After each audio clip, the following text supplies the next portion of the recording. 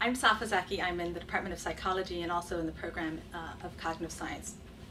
And I'm going to talk about teaching interdisciplinary classes. One of the classes that I teach is called Concepts, Mind, Brain, and Culture. And in this class, we take apart human categorization processes. So if you look around you, you see a particular object, for example, a cup. You know it's a cup because your cognitive system allows you to see that. But if you try to build a machine that does the same sort of thing, you quickly realize that it's not a trivial process.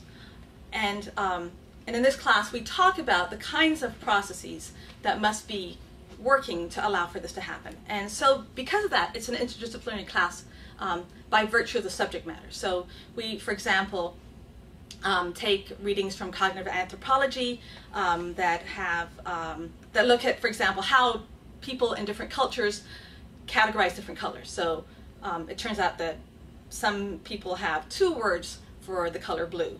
Very different kinds of categories. What does that tell us about our cognitive system? We also take, we read literature from cognitive development. So how do babies begin to do this? We look at computer models. So we look at computational modeling of these kinds of systems, which happens to be my area. And we also look at cognitive neuroscience. So from a neuroscience perspective, what's going on in the actual brain? So the actual matter, the content of the course is interdisciplinary. And I think that's just the way cognitive science is, and so there's nothing to it. The thing that can be a bit more challenging is that the students that take the class often come from all of these different disciplines. So they come from computer science, they come from the cognitive science background, and they come in with different levels of preparedness for the subject matter. And that part is both a challenge and a blessing. So it's a challenge in the sense that when you're doing it, you always have this cognitive load that hey, I can't use that particular term because chances are 30% of my class doesn't know it. So I step back, and it kind of keeps you honest. It keeps you honest about sort of the assumptions that you're always making.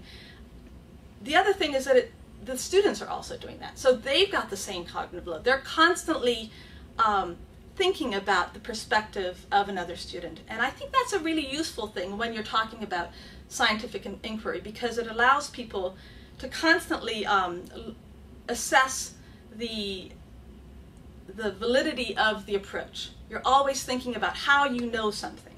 So in that sense, even though you've got that extra effort, I think in that sense, it becomes a blessing for the class, and the discussions are more lively, they're more engaged, and they come from so many different perspectives. There's always a different point of view.